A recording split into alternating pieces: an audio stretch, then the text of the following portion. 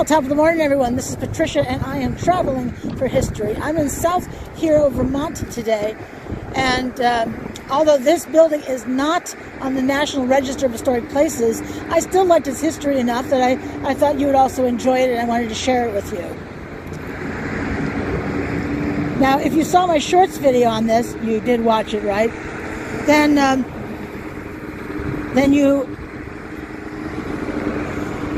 you may have guessed what its original purposes were.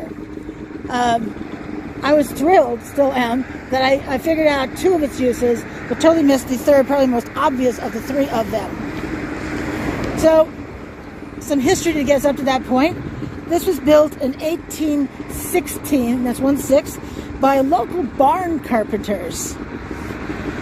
Now, it started briefly as a Methodist church, but in that same year, in 1816, it became a Congregational church. And it stayed the Congregational church until 1854, when then it was used for town meetings, which were held on the first floor. Just so you know, town clerks actually operated out of their homes. By 1900, though, it became the Maple Lawn Academy. 2 words, Maple Lawn. The state approved a 4-year high school level curriculum founded by William M. Stevens, and the school used the second floor. What's interesting is there is a photo, I don't have that with me, but there's a photo that you can see online of a Mrs. Stevens who was a school teacher here. Any relation? Probably. What's interesting too is if you go to the second floor and on the floor up there, you can see the marks on the floor where the desks were anchored. Now, I did attend school in an old schoolhouse, sort of similar to this one, you know, an 1800 schoolhouse, and I don't recall ever seeing anything like that, but, you know, apparently, certainly here anyway. Now, Maple Lawn closed in 1911, and until 1920, the use of this building was and is still unknown. But between 1920 and 1949, South Hero students, grades 5 through 8, were sent to this old white meeting house. In between 49 and 53, this place was used as a public school space. Various grades were conducted as needed, and the East Room was used as a library for a few years before the Landon Memorial Library was built. The school closed in 1953 when Folsom School opened.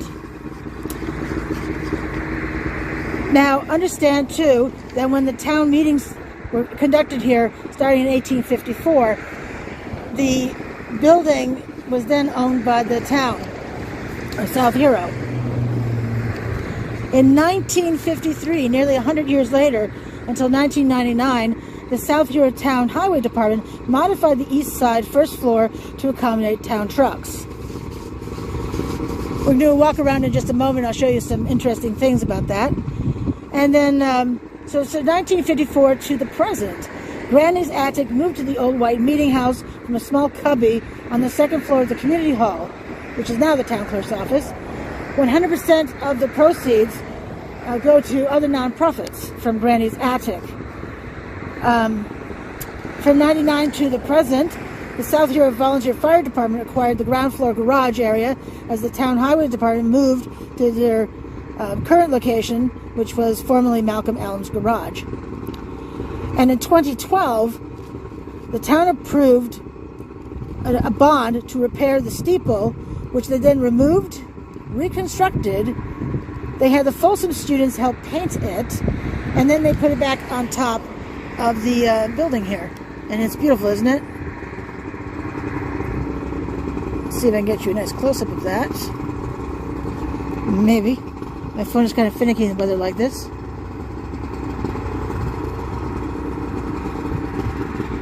And I'm sorry, my phone tends to go blurry when it's colder out. I have no control over that. All right, so let's do a walk around of the building now. We'll start in the front here because, you know, that's where we're standing. Now, a friend of mine noticed that there are steps on either side, and we can see them from here.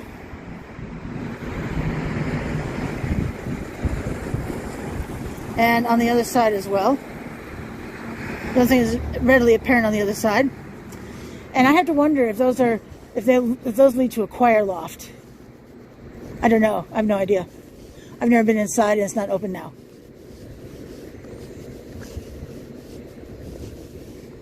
Well, the steps do look steep.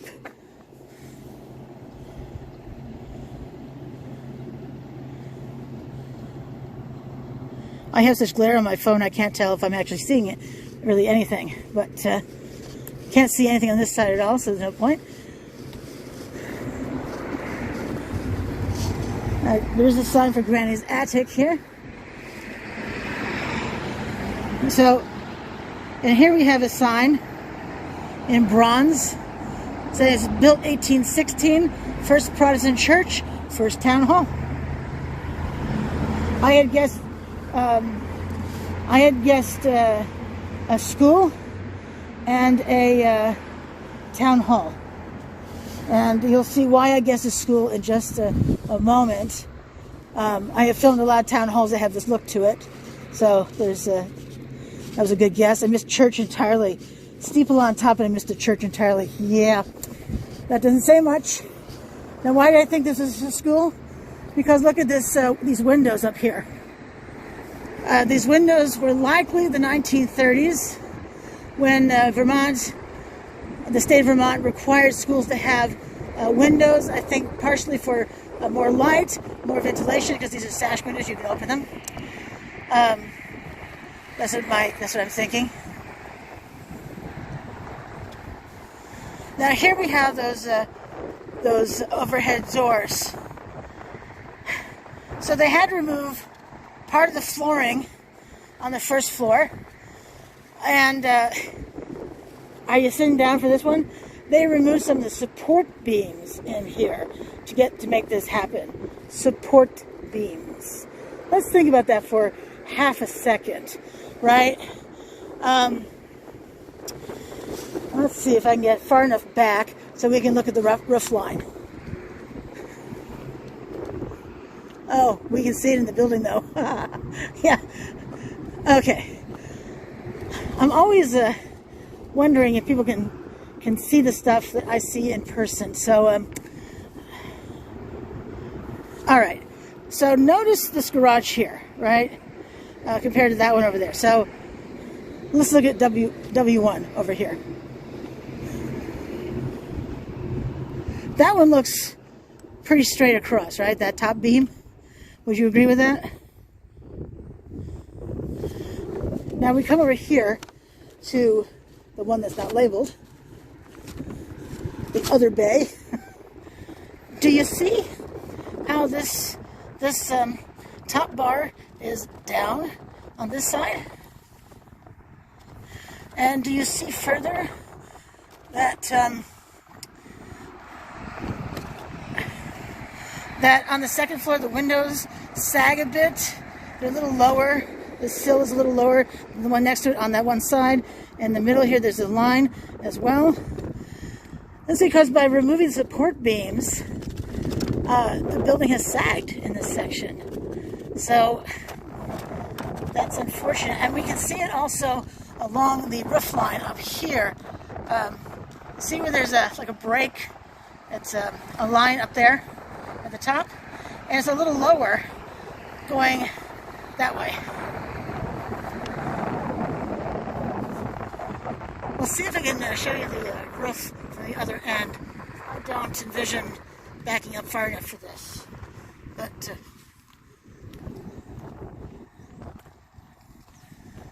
oh, and we can see a bit of a bulge right there too.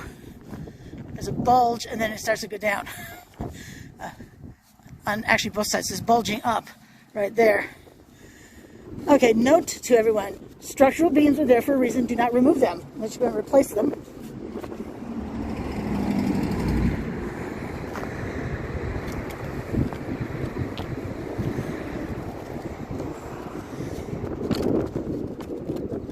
I see a bulge right here up, and there's a depression over on this side. I don't see really, I'm not sure I don't think that's a depression over there, but pretty interesting. Let's see if I do a zoom in, if that's any better. All right, interesting. Let's continue on back.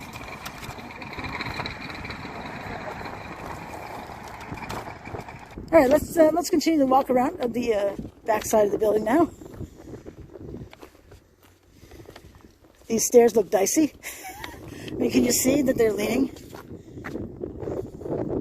That bottom one, that the rungs are sort of sideways. Maybe that's just me. Well, actually, the ones leading to the second floor are also sideways. As someone who's not thin, who does climb stairs, I have to say I'm not really a fan when the stairs are tilted. It makes me nervous that I might break them. Fire escape. Well, it is a fire escape, but let's see. And then I love these barn doors. Well, this place was built by barn carpenters, so there you go. And then up here, I don't know if that's mold or age or what on there, on the side of the steps. And then they plan to weatherize this building. Weatherize it and a couple more things to make it habitable for year-round use. So pretty neat. I'll find that information. I'll throw it on my website, travelingforhistory.com. 1L in traveling. And this one has a tin roof on the back. I think there was slate up top.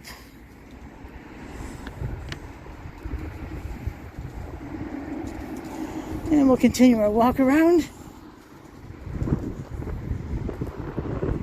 Oh, a window there's open. Let's take a gander, shall we? Oh, as always, it's over my head. So you'll see stuff before I do.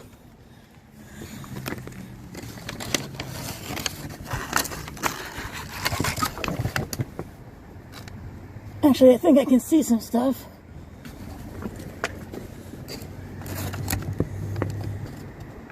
Mind you, it is a thrift store now, so.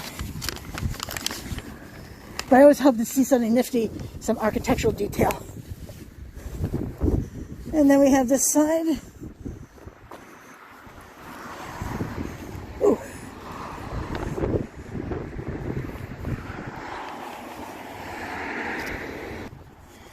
All right, so if we look up here, we can see there's a board covering a window.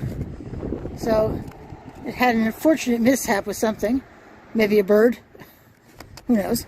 But I'm glad to see they put a board in place to protect the inside. Now, a friend of mine is with me today, always happy when a friend comes with me, and she was just saying that because she's taller than I am, like everyone else in the world. And she could see that the inside they have tin ceiling tiles, which if I can get back, when I come back up in the summertime to come inside, maybe I can film some of the inside details for us, because that stuff is so cool. I love tin ceiling tiles. So, and it looks like, just like on the other side, that there was another window here that was boarded up.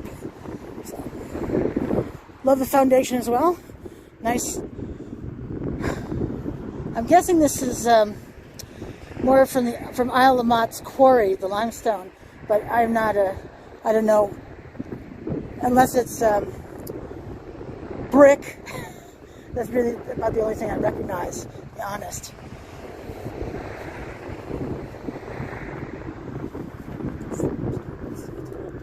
It is an old foundation. I was asking my friend here what she thought. And then I just noticed over here, glass. I'm guessing, I don't think it'd be window glass from over there. It'd have to be a really strong wind, blow glass, I would think.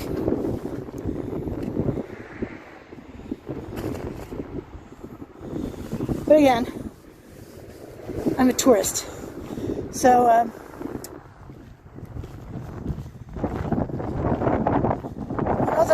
although the building is not in the National Register, it has had a very interesting past, and I'm happy about that. So,